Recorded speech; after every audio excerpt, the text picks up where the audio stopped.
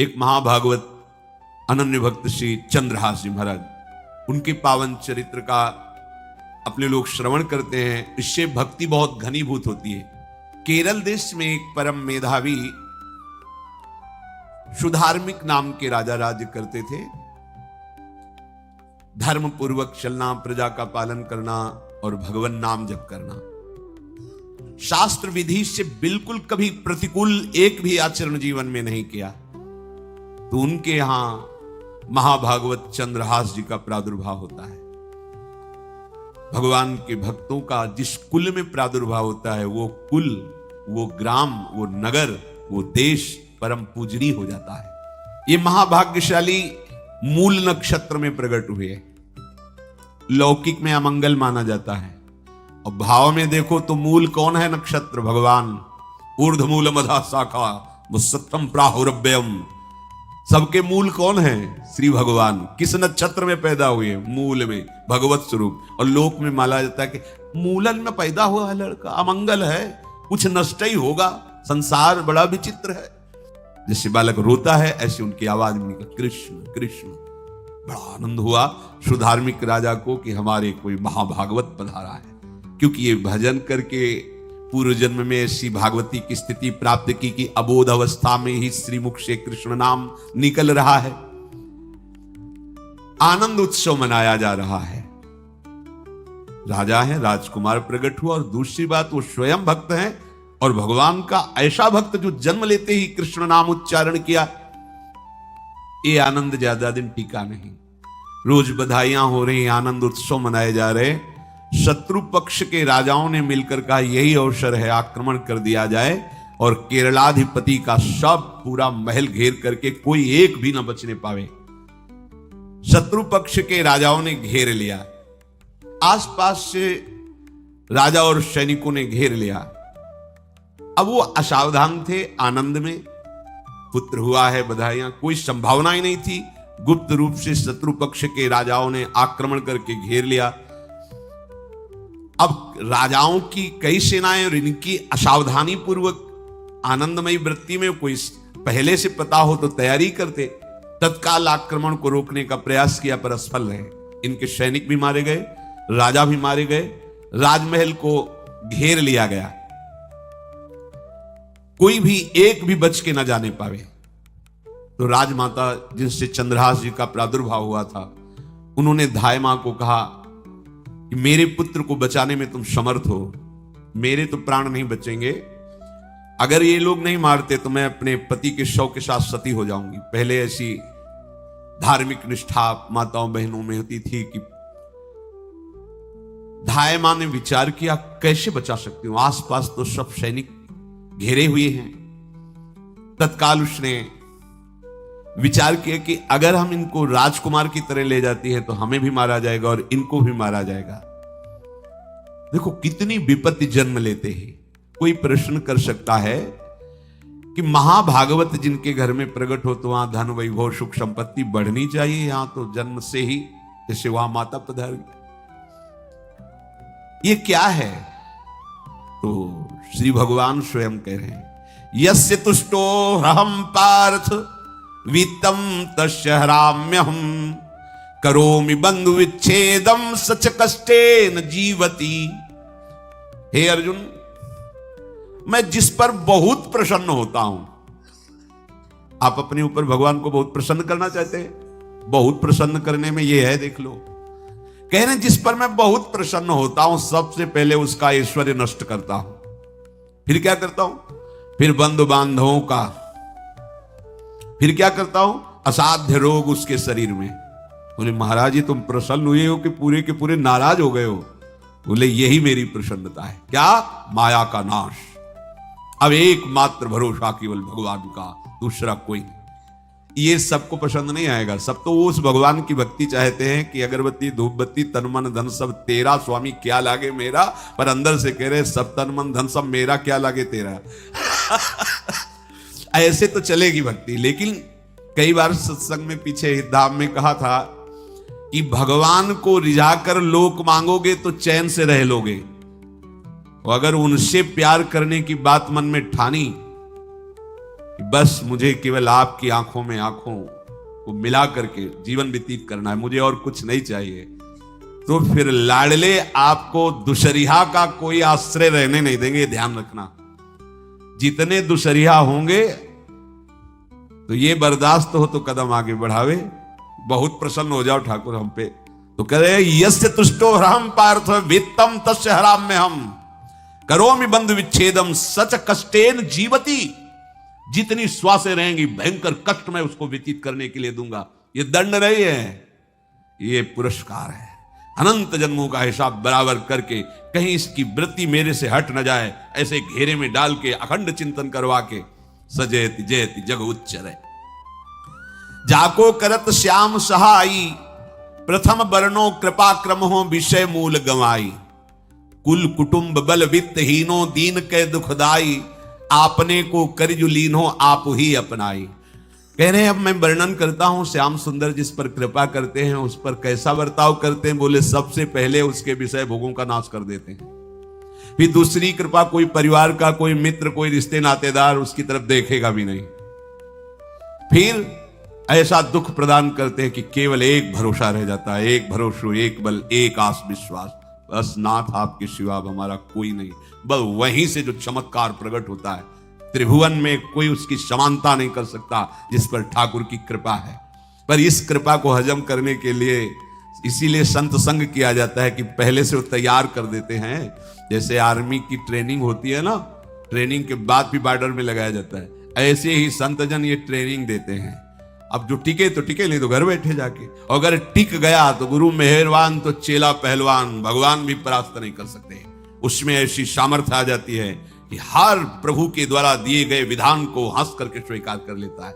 और ऐसा नहीं कि उसको कष्ट होता है। ये लोक भाषा में भगवान कह रहे हैं सच कष्टेन जीविता, नहीं तो जिस चिदानंद में वो सुख भोगता है वो ब्रह्मा को भी नहीं प्राप्त है जो भक्त को प्राप्त होता है। भक्त का वैभव दिव्य होता है, चिदानंदमय होता है। ये तो पापियों के पास भी वैभव है, रुपया पैसा कुटुंब परिवार। भगवान के दास के पास जो वैभव होता है वो अचिंत्य है, तुम चिंतन भी नहीं कर सकते, ऐसा वैभव होता है। धाय माने सेविका का रूप तत्काल लिया, जिससे पोछा झाड़ू लगाने वाली, और कुछ दोने पत्तल डाले, उनके नीचे चंद्रहास जी को डाला, ऊपर से करके इसे माथे पे रख के निकली। सैनिकों ने पूछा इसमें क्या है, तुम उनका राजघराने के दोने पत्ते जूठे दिखा। ऐसे नीचे किया तो देखा सब ऊपर जूठन पड़े। हाँ चल निकल जल्दी भाग यहां से निकल। बस वो भागी, बचा ले गई। वो कुंतलपुर पहुंची और वहां के जो मंत्री दृष्ट बुद्धि थे उनसे प्रार्थना की कि मैं सेवा कला में बड़ी प्रवीण हूं और ये मेरा पुत्र है, अगर आपकी कृपा हो जाए तो कुछ समय के लिए हम आपकी सेवा में, महल सेवा में रहेंगी और हमारे पुत्र का पालन पोषण हो जाएगा। उनकी परीक्षा ली गई तो राजघराने की सेविका थी, परम प्रवीण थी, पर उन्होंने ये परिचय नहीं बताया। विधि विधान से राज्य की सेवा में प्रवीण दासी पाकर उसको अच्छा लगा, ठीक है आप रह सकती है। अभी चंद्रहास जी 3 वर्ष के ही थे कि धायमा पधार गई और ये हर समय कृष्ण कृष्ण कृष्ण कृष्ण कृष्ण नाम इनके चलता रहता था। अब जो उनका दुलार करने वाली थी धायमा, वो भी पधार गई तो कौन उनकी तरफ देखे। पर बहुत ही गौर वर्ण, बड़े ही सुंदर। अब वो गलियों में भटकने, निकाल दिया महल से जब धायमा मर गई, क्योंकि धायमा की सेवा कारण उनको रखा गया था। 3 वर्ष के बालक गलियों में, तो कोई भी मां देखती उनको तो कोई उनको वस्त्र पहना देती, कोई भोजन करा देती। ऐसे ही भगवान के भक्तों की बड़ी विचित्र लीला होती है। यहां चंद्रहास जी को जो भी माता बहन देखती कुंतलपुर के गलियों में, तो कोई वस्त्र, कोई स्नान करवा देती, कोई काजल लगाती, कोई भोजन पवा देती। परमहंसों जैसा जीवन कट रहा है। कृष्ण कृष्ण कृष्ण कृष्ण। 14 भुवनों में जिनकी अव्याहत गति है, जो सबको देखते रहते हैं, श्री देवर्षि नारद जी। ये कृष्ण कृष्ण बोलता है बालक और इसका हरि के सिवा कोई नहीं। तो एक दिन एकांत में बैठे हुए थे बालक चंद्रहास जी, नारद जी पधारे हैं, भाई जी से मिले हैं। स्वप्न में कितने महापुरुष मिलते हैं जो भजन ठीक से करते हैं, ये बड़े बड़े महापुरुष आकर के उपदेश करते हैं। ये त्रिकाल सत्य हैं, कोई ऐसा नहीं है कि ये कहानी हैं, अभी हैं। जहां आप भगवत चिंतन करेंगे तो आपको परिचय बड़े बड़े महापुरुषों का मिलने लगेगा। नारद जी आए तो देखा आंख बंद किए हुए चंद्रहास जी कृष्ण कृष्ण कृष्ण कृष्ण कृष्ण ऐसा उच्चारण कर रहे हैं। त्रिकालज्ञ सर्वज्ञ नारद जी ने देखा कि ओहो, इतना छोटा बालक और कृष्ण कृष्ण बोल रहा है। नारद जी ने स्पर्श किया दुलार करते हुए, सुनो आंख खोलो। आंख खोल के देखा श्री देवर्षि नारद जी। नारद जी ने कहा देखो हम तुमको एक अमोघ वस्तु देते हैं, और एक छोटी सी शालिग्राम की इतनी बड़ी शालिग्राम का जो वो दिया। बोले धो के पी लेना और दिखा के पा लेना, यही तुम्हारी सेवा पद्धति है। अर्थात स्नान करा दिया और जो तुम्हें मिले इनको अर्पित। तो उन्होंने विचार किया कि धोने के लिए, स्नान कराने के लिए पात्र चाहिए, भोग लगाने के लिए पात्र चाहिए। तो जैसे कोई पान की बीड़ी नहीं, तो ऐसे कपोल में शालिग्राम को रखे रहते, कोई पात्री नहीं, कोई सिंहासन ही नहीं, यही धुल गए। चरणामृत अंदर जा रहा, जब पाएंगे तो यही पा लेंगे, साइड में ऐसे करके फिर निकाल के धो। यहां कपोल में रखते छोटे से शालिग्राम चंद्रहास जी। और उपदेश किया भगवान के मंत्र का। जब कोई भगवत प्राप्ति के लिए चलता है तो भगवान ही गुरु रूप से प्राप्त होते हैं, वहां तक तुम्हें पहुंचा देते हैं या उन महापुरुष को आपसे मिला देते हैं। जब कोई भगवत प्राप्ति के लिए जहां चलता है तो ये भगवान अपनी तरफ से कृपा करते हैं। ये दृष्ट बुद्धि के जो महल में धायमान ने इनका आश्रय स्वीकार करवाया था, उसके एक पुत्र थे मदन जी, वो बड़े भागवत थे। और एक पुत्री थी जिसका नाम था विषया, वो बड़ी सुंदर थी, अभी छोटी अवस्था की थी। मदन जी का स्वभाव था भक्तों को भोजन पवाना। जो भगवत भाव के जन होते हैं उनके हृदय में ऐसा उत्साह होता रहता है कि जो वैष्णव हैं, संत जन हैं, इनको भोजन पवाने का मतलब श्री भगवान को भोजन पवाना। भक्तमाल में भी वर्णन है कि जैसे गर्भवती मां को आप कुछ भी पवाओ तो बालक की पुष्टता अपने आप होती है, ऐसे संतों के हृदय में भगवान विराजमान प्रगट रूप से हैं। जब हम संतों को भगवत भाव से भोग पवाते हैं तो साक्षात भगवान ही पाते हैं। वो मदन थे भगवत भाव के, तो उन्होंने बुलाया बड़े बड़े भक्तों को और ब्राह्मणों को।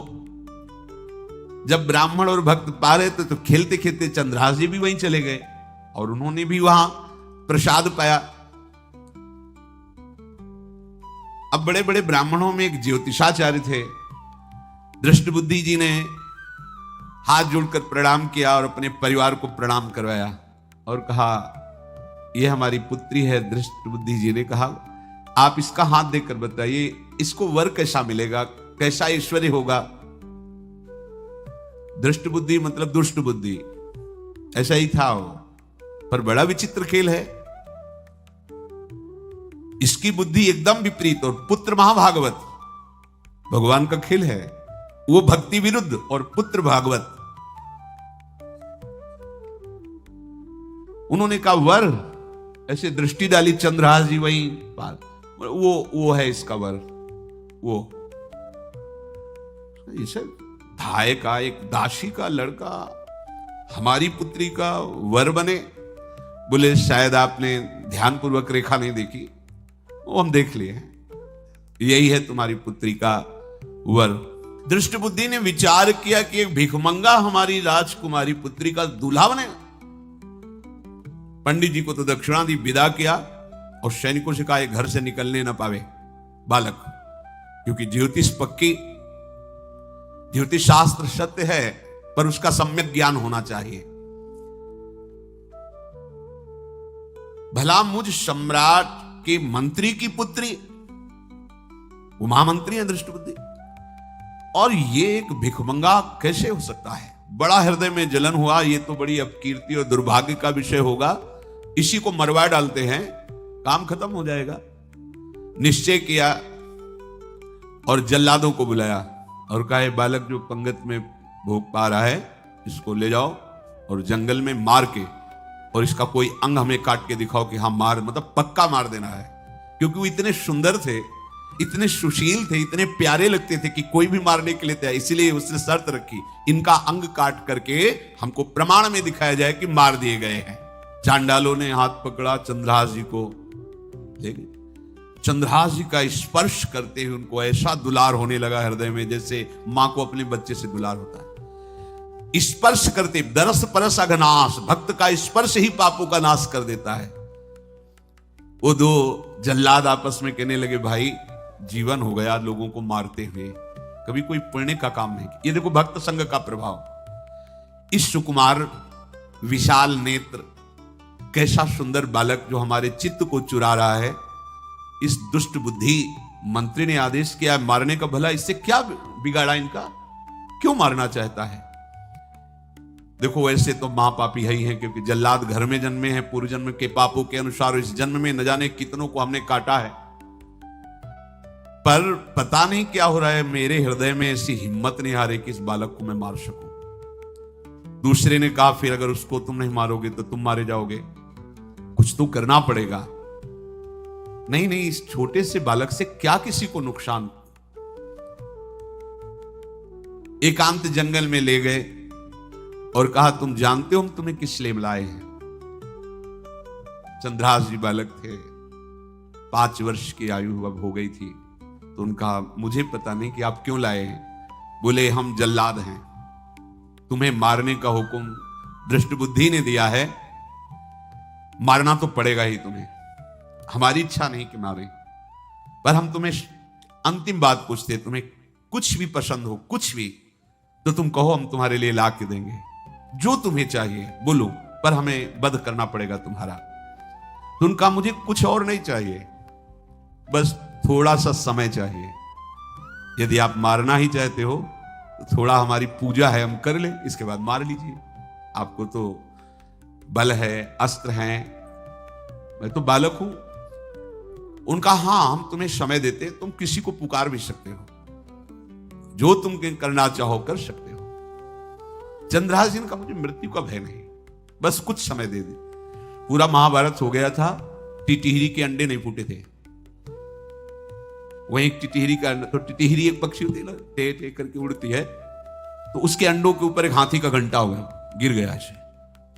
सब पूरा महाभारत में सब नष्ट भ्रष्ट, वो अंडे वैसे सुरक्षित।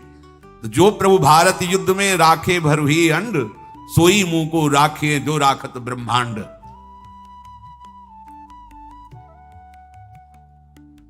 मैं तो अनाथ हूं, श्री कृष्ण के सिवा कोई मेरा है नहीं, मैं किसको पुकारूं? मेरा आश्रय तो एकमात्र वही प्रभु हैं। और निकाला शालिग्राम, यही सिंहासन है शालिग्राम का। भगवान के भक्तों की अपार महिमा है। क्या सेवा, वहां कोई पंचपात्र गंगा जल सब थोड़ी है, लेकर बस आंसुओं से अभिषिक्त कर रहे हैं। प्रभु मुझे तो कोई ज्ञान नहीं कि आपकी सेवा कैसे की जाती, मैं तो अपने मुख में ही आपको रखता हूं।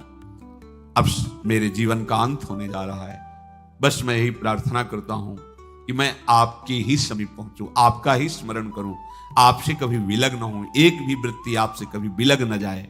श्याम सुंदर मुरली मनोहर ललित त्रिभंगी, ध्यान करते हुए आंख खोली और इशारा किया, काट दो मुझे। जल्लादों ने जब देखा आंसू चल रहे हैं ऐसा, वो बैठ गए अस्त्र रख के, कहने लगे, भाई तुम मुझे मार दो, भले भले वो दृष्ट बुद्धि मुझे, मैं इस बालक को नहीं मार पाऊंगा, मेरी हिम्मत नहीं है, कुछ भी हो, मेरा वध हो जाए, पर मैं इस बालक को। गिरे मुरझाई दया आई कछु भाए भरे, ढरे प्रभु और मति आनंद शोभिनी है। हुती छठी आंगुरी सो काट लई दूषण हो, भूषण ही भयो जाई कही सांच चीनी है। जब नेत्र का इशारा हुआ कि वध कर दो, तो जो बधिक मारने के लिए आए हत्यारे थे वो आनंद से एकदम प्रफुल्लित हुए और कहा, मैं नहीं मार पाऊंगा तुम्हें। तो एक ने कहा, देखो एक उपाय मुझे दिखाई दे रहा है, इस बालक में विशेषता तो है ही, पर इसके पैरों में देखो, बाएं पैर में एक छठी अंगुली भी है, किसी किसी को होती है। गांव में तो कहते छंगू या छंगा, जिससे होता है ना गांव में, और ये छंगा मतलब 6 अंगुली की। बोले इसको अगर काट लेते हैं तो प्रमाण भी सत्य, जिसकी कसम खवाएगा मैं खा लूंगा कि ये चंद्रहास जी के और मैं मार दिया। और कौन इस बालक को ढूंढेगा, जंगल में छोड़ देते हैं, अपनी तो सामर्थ्य नहीं। बदिकों ने, जल्लादों ने ऐसा ही किया और जाकर अंगुली दिखा दी, मैं बालक का वध करके आ गया हूं। उनको यह कि लाखों बार इन्होंने वध किया तो संशय का कोई रिश्तेदार थोड़ी है, वो तो बालक है, उसको मारने में क्या। हाँ ठीक है, मार दिया गया। अब वो जो चले गए तो अंगुली जो कटी थी उससे रक्त प्रवाह हो रहा है। कृष्ण कृष्ण जगन्नाथ वासुदेव जनार्दन, हे कृष्ण हे जगन्नाथ हे वासुदेव हे जनार्दन, ऐसे नाम उच्चारण करते हुए मूर्छित हो रहे हैं चंद्रहास जी। वो छोड़ करके जल्लाद चले गए। चंद्रहास जी भगवान का स्मरण कर रहे हैं तो जितने जंगल के मृग हैं वो सब मंडलाकार घेर के ऐसे।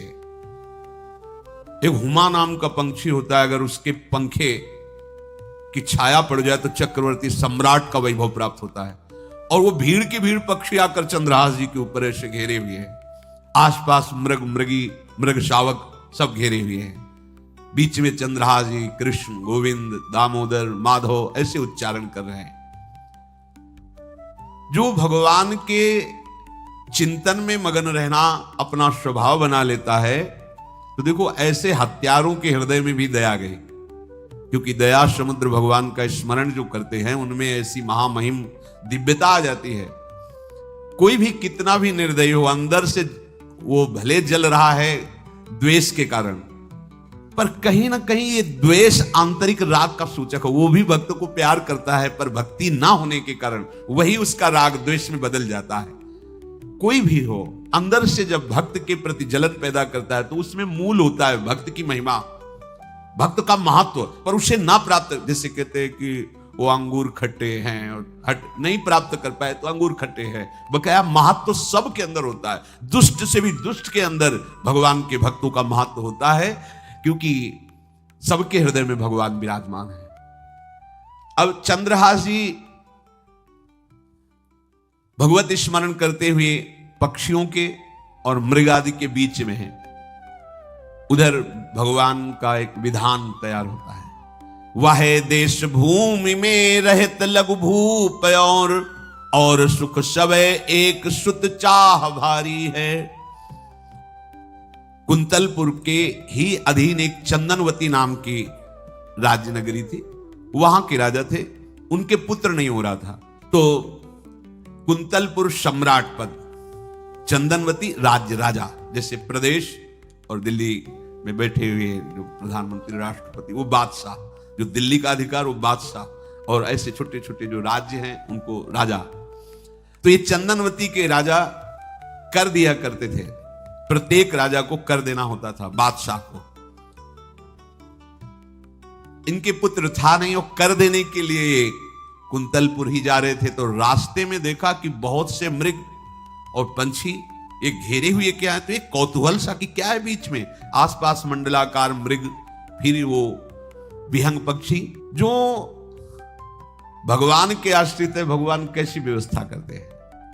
वो चंदनावती के राजा दौड़ करके एक कौतूहल बस क्या है यहां, मृगी पंक्तियों के बीच में पक्षी, हुमा नाम का बड़ा पवित्र पक्षी हिमालय आदि में पाया जाता है, जिसके ऊपर इसकी छाया पड़ जाए वो ऐश्वर्यवान हो जाए।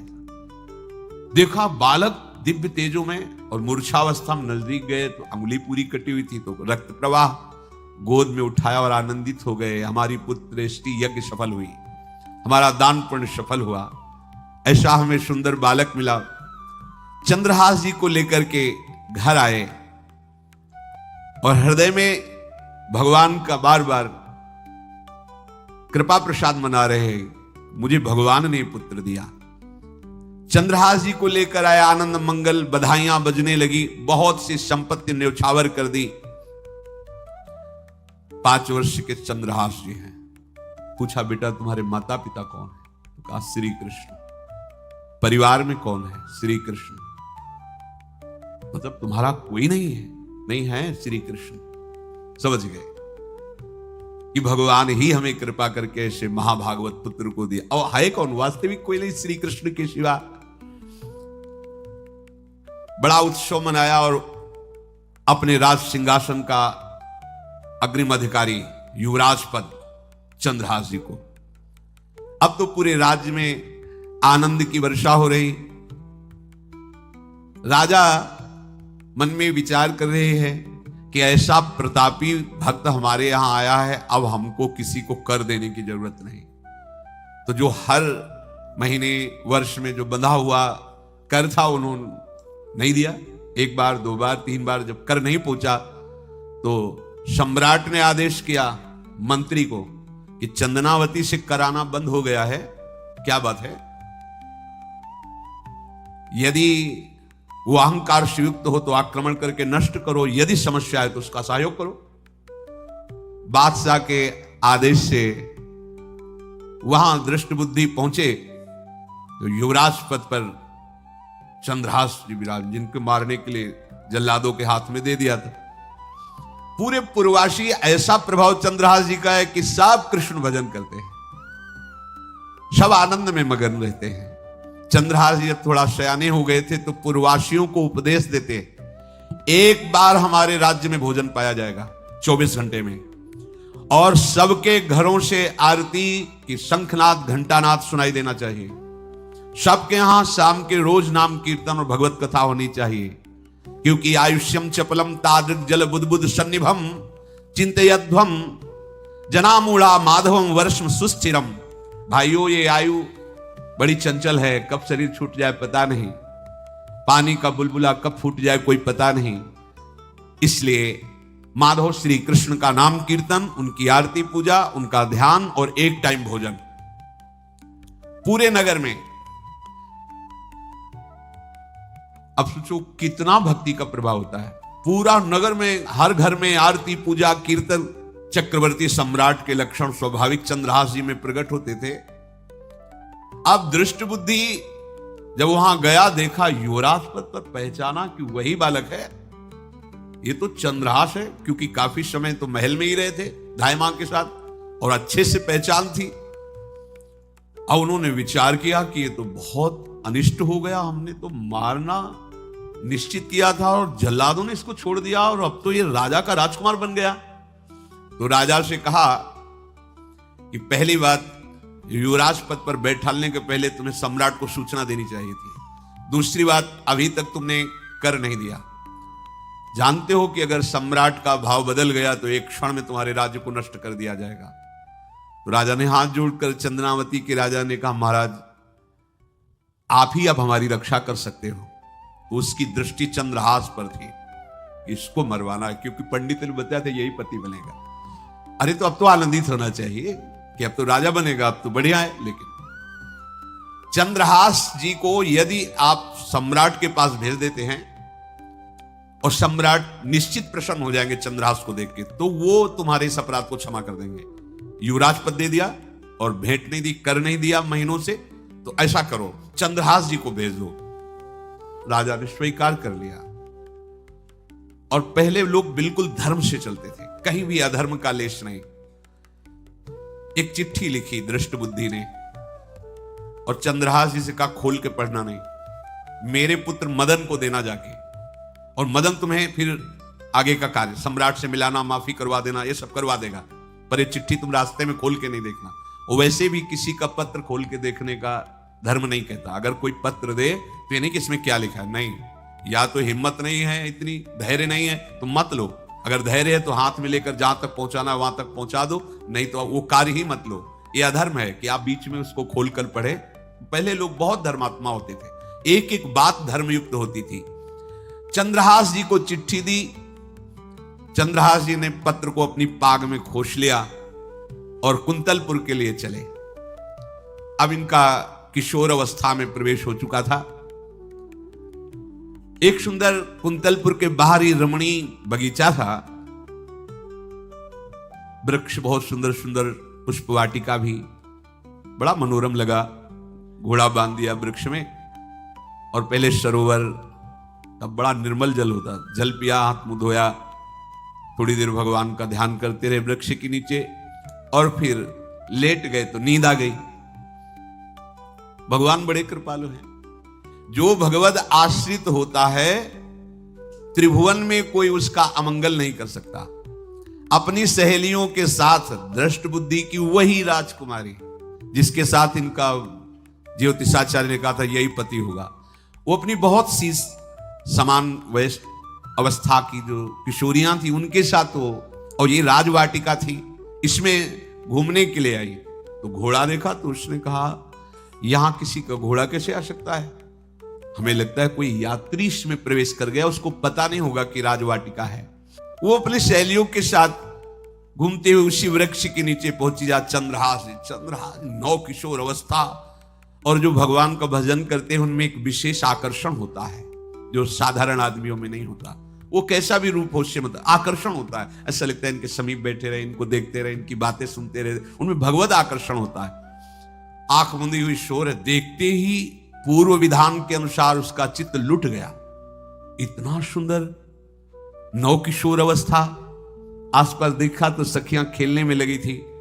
पाग में एक चिट्ठी सी दिखाई दी तो झुक करके चुपचाप ऐसे नौ किशोर अवस्था में चंचलता भी होती है, चिट्ठी खोल करके देखा तो वैसे ही रूप माधुरी में आसक्त हो गई थी, पूर्व संस्कार से आकर्षण भी हुआ। इसने संस्कृत में लिखा था विस्मस्मयी प्रदातव्यम त्वया मदन शत्रुवे कार्या कार्यम न द्रष्टव्यम कर्तव्यम खलु में प्रियम। मदन पुत्र उनके नाम था मदन। अय मदन, बिना कुछ विचार किए इसको विष दे देना जाते ही, क्या उचित है क्या अनुचित ये तुम्हें नहीं सोचना, मेरा प्रिय करना, मेरे आदेश का पालन, जाते ही से विष दे देना। पत्र उसने देखा वो पिताजी की बुद्धि खराब हो गई, ऐसे सुंदर नव किशोर को विष देने की बात लिख दी। अब उसे बड़ा दुख हुआ कि पहली ही दृष्टि में, अभी तो इन्होंने आंख खोल के हमें देखा ही नहीं, और इनको इस सोई हुई मुद्रा में देख करके मेरे प्राण समर्पित हो गए, मेरा चित्त समर्पित हो गया। चलो, जब मेरी सखियों के नाम पुकारे जाते हेमलता शशिकला आदि, तो मुझे चुभता था कि मेरा नाम पिताजी ने विषया क्यों रखा है। आज सार्थक हो गया, मेरा नाम सार्थक हो गया। काजल लगाई हुई थी, एक सीख से ऐसे काजल लिया, और एक संस्कृत में आ बनता है ऐसा, ऐसे बस ऐसे कर दो तो विषया हो गया। अब उसका अर्थ बदल गया, हे मदन, उचित अनुचित का विचार छोड़कर जाते ही इसे विषया प्रदान कर दो, ये मेरा प्रिय कार्य होगा। विषया पुत्री भगवान है, जैसी हो भवतव्यता तैसी बने सहाय, आप ना आवे आप परताई तहां ले जाए। तो ओ पत्र वही खोश दिया, और ये सुख हुआ कि तो जाएंगे भाई के पास ही ना, तो घर में ही तो जाएंगे, वहां इनकी इस प्रसन्न मुद्रा में बातचीत करते हुए मैं इनको देखूंगी। ये भगवान का विधान होता है। चंद्रहास जी उठे और पूछते हुए मंत्री के घर पहुंचे, और मदन ने देवी की चंदनावती से पिताजी ने इनको भेजा है, ये वहां के राजकुमार हैं, हृदय से लगाया। चंद्रहास जी ने कहा आपके पिता ने पत्र दिया है। उन्होंने पत्र पढ़ा, विषमस्मयी विषयास्मयी, विषय तुरंत बिना विचार किए ब्याह कर दो, दे दो, क्योंकि लिखा है प्रदातव्यम त्वया मदन, अभी इसी क्षण जहां ये पत्र मिले उनका जो आ गया, सुबह शीघ्र शुभम शीघ्र, बुलाओ पंडित को। पंडित ने कहा भगवान की कृपा से अगला मुहूर्त है, बिल्कुल ये ब्याह का पक्का मुहूर्त है। अब तो राजघराने तत्काल व्यवस्था हुई। अब वो तो पहले ही मोहित हो चुकी थी देख के विषया जी, तत्काल दुल्हन रूप उनको सजाया गया, इनको दूल्हा रूप सजाया गया, पंडित शुरू कर दिए गणानंद तो गणपति को, ब्याह हो गया। अब जब ब्याह यहां खूब धूमधाम से हो गया तो दृष्ट बुद्धि ने सोचा कि काम हो गया होगा, विष दे दिया होगा, मर अब हम जाके संभाल लेंगे, क्योंकि राजकुमार है, कैसे विष दिया कौन दिया, तो इस बात को हम संभाल लेंगे। जब वहां घर आए तो पूरे नगर में सजावट हुई थी। बोले भैया सजावट का है कि? बोले महाराज आपके ही आदेश से तो है, आपने दूल्हा भेजा था। और बोले दूल्हा भेजा तो ब्याह किसने कब कहा ऐसा? बोले तो मदन के पास चिट्ठी रखी है। अब वो घर गए, मदन को बोला बोले तुम्हारी बुद्धि मारी गई क्या? हमने पत्र में लिखा था। दिखा दिया तो लिखा था हमने विष, इसमें विषया कैसे लिख गया? काजल से ऐसे, और पहले स्याही काजल की ही होती थी, तो ऐसे भगवान सब कुछ बना देते हैं। उनका पिताश्री एक भी अक्षर आपकी आज्ञा का उल्लंघन, आपने लिखा था बिना विचार किए उचित अनुचित का हमारी आज्ञा का पालन किया जाए। विषया प्रदातव्यम मदन, मेरा नाम लेके आपने संबोधन करके, ये देखो ये लिखा हुआ है, इसमें हमारी त्रुटि क्या है? देखा तो चंद्रहास जी दूल्हा और सुंदर, अब उसका हृदय आग ले। अब तो मान जाना चाहिए बिटिया का वरण हो गया भाई, ब्याह हो गया, अब तो गुस्सा छोड़ देनी चाहिए। पर दुष्ट बुद्धि, नाम ही रखा था दृष्ट बुद्धि, उसने कहा चाहे बिटिया विधवा रहे पर तुम्हें जिंदा नहीं रहने देंगे। ये दुष्ट बुद्धि होती है। देखो कैसे कैसे ऐसे ही होते हैं, कुछ लोग ऐसे ही होते हैं, हमारी इज्जत, फिर जेल काटता है पूरा परिवार, मार डालेंगे तुम्हें जिंदा नहीं रखे, ऐसे दुष्ट बुद्धि का स्वभाव होता है। अब भाव जब बिगड़ जाता है तो फिर पकड़ में नहीं आती बात, यही समझ जाना चाहिए था। चरणों में प्रणाम करके कि अब तो तुम हमारे बेटे के समान हो, ये भी राज्य तुम्हारा, वो भी आनंद लो, और बड़ा सुख का काज है। लेकिन जब नकारात्मक सोच आ जाती है तो बुद्धि कंट्रोल में नहीं रहती, वो फिर उद्दंडता करने, उसका निश्चय गलत होता है। नजदीक गया और कहा कि बहुत कृपा हुई, आप हमारे दामाद बने, पर हमारे यहाँ की एक रीति है, हमारे नगर के बाहर जो देवी हैं उसमें लड़की का वर अकेले पूजा करने जाता है। आपको हमारी कुल की रीति का निर्वाह करना होगा, आपको जाना ही होगा। कोई समस्या नहीं, हमारे लिए तो हर देवी देवता भगवत स्वरूप है, आपके लिए हम पूजने चले जाएंगे, पूजन की थाल तैयार करो। और उधर कई बलवान सैनिकों को भेजा, देवी पूजने जो आ रहा है तत्काल उसे काट देना, किसी भी तरह बचना नहीं चाहिए, नहीं तुम सब मारे जाओगे। जो आदेश देवी मंदिर में सैनिकों को लगा दिया, जो आवे तत्काल मार देना, क्योंकि अब भेज ही रहे ना, तो नाम नहीं लिया, कहा जो आवे तत्काल मार देना, मेरा आदेश अगर बचा तो मैं तुम्हें मार दूंगा। उन राज सैनिकों ने जो बधिक स्वभाव के थे पहले से वहां लग गए। बड़ा विचित्र भगवान का खेल है। वहां के चक्रवर्ती सम्राट जो थे बड़े बड़े विद्वान और ऋषियों से बातचीत कर रहे थे। उनका महाराज अब आपका राज सिंहासन पर बैठना राज्य के लिए मंगल होगा, ऐसा समय आ रहा है। इस समय यदि चंद्रहास जी को सम्राट पद पर बैठा दिया जाएगा तो आगे अकाल नहीं पड़ेगा और बड़ा मंगल होता चला जाएगा। ये मुहूर्त आपका राज सिंहासन पर से हटने का है, तो उनका प्रजा का मंगल हो और देश का मंगल हो, इसलिए हम बिल्कुल। मदन वहीं बैठे हुए थे, सचिव ने कहा तुरंत जाओ और जो तुम्हारे बहनोई बने हुए हैं चंद्रहास जी को लाओ। तो भागे। तो जो और सैनिक राज सैनिक थे, पूछा किधर जा रहे हो? बोले वो अपने बहनोई चंद्रहास जी। बोले वो तो देवी पूजा के लिए गए। तो घर में जाके वो सीधे आगे बढ़े, तो जा ही रहते थाल सजा कर देवी। बोले सुनो, इसी समय मुहूर्त है, आपको देवी पूजा हम कर लेंगे जाके, या हम थाल लेके वहां बैठे रहेंगे, पहले सम्राट पद का वो अभिषेक करो, फिर देवी पूजा हो जाएगी। ये तो घर की बात है, और देवी पूजा मैं करके आ रहा हूं, वो देवी पूजा के लिए और वो सम्राट पद के लिए, बीच से ही। दौरे सुख पाई जाई मगही में लियो जाए, दियो सो पठाई नृप रंग माही भीजिए। अब जो सम्राट थे तो बहुत आनंदित हो गए, क्योंकि भगवान का भक्त तेजस्वी और बलवान शूरवीर योद्धा जो सम्राट पद पर बैठेगा तो अकाल नहीं पड़ेगा, सुख की सब प्रजा को वृत्ति प्राप्त होगी। बड़े आनंदित होकर इनका सम्राट पद पर अभिषेक हो रहा है। और दृष्ट बुद्धि के पुत्र जो मदन संतों और भक्तों का आदर करते थे, वो देवी पूजा, और वहां पहले उसने बोल रखा था जो आवे तो देवी अपमान ते न डरो, सम्मान करो, जात मारी डार्यो या सो भाष्यो भूप लीजिए। चंद्रहास जी का सम्राट पद पर अभिषेक और मदन जी का देवी मंदिर में प्रवेश, और सैनिकों ने काट के फेंक दिया मदन को। ये जो पे कृपा रघुपति कृपाल की, बैर और की कहा सरे, होई न बाको बार भगत को, जो कोई कोटि उपाय करे। गोस्वामी तुलसीदास जी लिखते, भगवान का कृपा पात्र जो भक्त है, किसकी ताकत है कि उससे बैर कर सके। चाहे कोई त्रिभुवन में हो, भक्त का बाल बांका नहीं कर सकता, चाहे करोड़ों करोड़ों उपाय कर ले। और तके नीच जो मीच साधु की, सो पामर ते मीच मरे। वेद विदित प्रहलाद कथा सुनि, को न भगति पथ पाम धरे।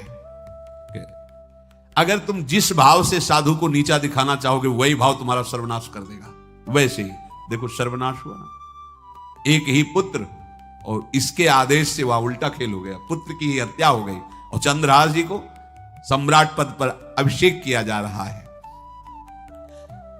अब दृष्टबुद्धि ने बड़ी प्रसन्नता अंदर है कि वो तो मार दिया गया होगा। सैनिक आए और बोले महाराज आपके पुत्र का वध हो गया है। पुत्र का वध कैसे? बोले आपने कहा था जो आए उसे मार देना, तो आपका पुत्र ही थाल लेकर पूजन, वो तो चंद्रहास, बोले उनका तो अभिषेक हो गया सम्राट पद पे, ये कैसे हो? अब अंदर भारी दुख उनके हृदय में। उन्होंने बताया कि तुम्हारे पुत्र को तो हम लोगों ने काट डाला आपके आदेश के अनुसार, आपने कहा था जो जाए उससे काट। अब तो छाती पीट पीट के, माथा फोड़ फोड़ के खूब रो रहा है।